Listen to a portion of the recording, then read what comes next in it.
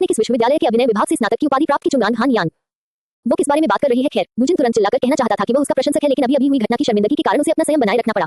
इस तरह से ये भयानक शर्मिंदगी कुछ हद तक कम हो जाएगी, है ना? इसके बाद वुजिन ने अपना रुका हुआ हाथ हिलाया, आराम से अपनी पेन से धूल झाड़ी और गला साफ किया, जितना हो सके गहरी और भारी आवाज में।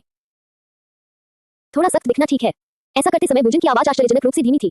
नहीं, मैंने ग्योबगी डो क्षेत्र के एक विश्वविद्यालय के डिजाइन विभाग से स्नातक की उपाधि प्राप्त की है। मैं डिजाइन में अच्छा हूँ।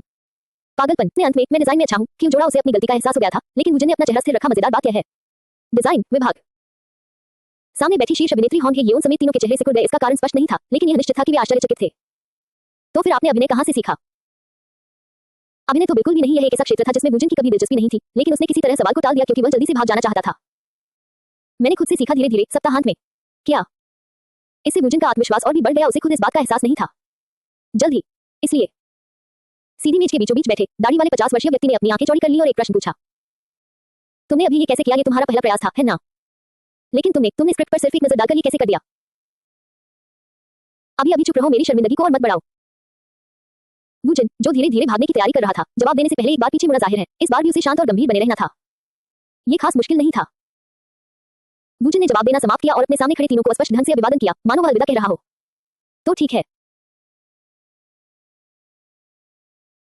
हालांकि वह जल्दी में था, फिर भी वह शांत भाव से अपने पीछे के दरवाजे की ओर बढ़ा। मन ही मन दोहराता रहा, मुझे मत बुलाना। तभी दरवाजे पर खड़े कर्मचारी के सामने खड़े वुजिन ने चेतावनी भरे लहजे में कुछ कहा। माफ कीजिए, लेकिन मैंने अभी जो किया है उसे प्रसारण के लिए इस्तेमाल मत करना। अगर तुमने ऐसा किया तो मैं मुकदमा कर दूंगा। यह महज एक खोखली धमकी थी, क्योंकि वह इस नरक से जल्द निकलना चाहता था। खैर, सौभाग्य से वुजिन बिना किसी परेशानी के कमरे से बाहर निकलने में कामयाब रहा।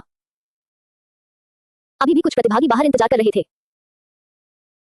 वुजिन, जो अब तक भावहीन था, उनके पास से गुजरते ही तेजी से चलने लगा। यह हल्की जॉगिंग के समान था। स्विश। काफी दूर जाने के बाद उसने अपने दोनों हाथों से अपना चेहरा ढक लिया और गहरी सांस ली।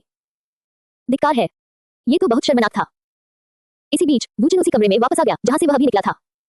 पीडी निम। क्या उन्होंने अभी कहा कि यह खास मुश्किल नहीं था? उस स्तर का अभिनय दिखाने के बाद अभिनेत्री होंग हे येओन बेहद हैरान रह गई। जाहिर है, उनकी उत्तेजना यहां स्पष्ट थी और बीच में बैठे दाढ़ी वाले 50 वर्षीय व्यक्ति ने होंग हे येओन के प्रश्न का उत्तर दिया। एक डिजाइन विभाग, क्या वह डिजाइन में अच्छा है? कितना अजीब आदमी है। स्वयं सीखा? बिल्कुल नहीं। उसने कहीं न कहीं से तो जरूर सीखा होगा।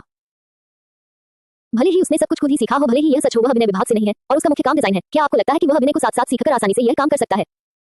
मैं 20 साल से निर्देशन कर रहा हूं और मुझे यह संभव लगता है। जवाब देते समय उनका आत्मविश्वास और संयम कमाल का था। ये सचमुच अद्भुत था। उन्हें ये सब बहुत आसानी से समझ आ गया। इतना ही नहीं, उन्होंने स्क्रिप्ट पर सिर्फ 1 मिनट नजर डालने के बाद ही इतना शानदार अभिनय किया। मैंने पहली बार किसी ऐसे व्यक्ति को देखा है जिसके अतीत का अंदाजा लगाना इतना मुश्किल हो। कुछ ही देर में दाढ़ी वाले अधेड़ उम्र के व्यक्ति ने उस दरवाजे की ओर देखा जिससे वुजिन बाहर निकला था और मुस्कुराया। एक दुर्लभ प्रतिभा, कभी कभार ही ऐसा अद्भुत व्यक्ति सामने आता है।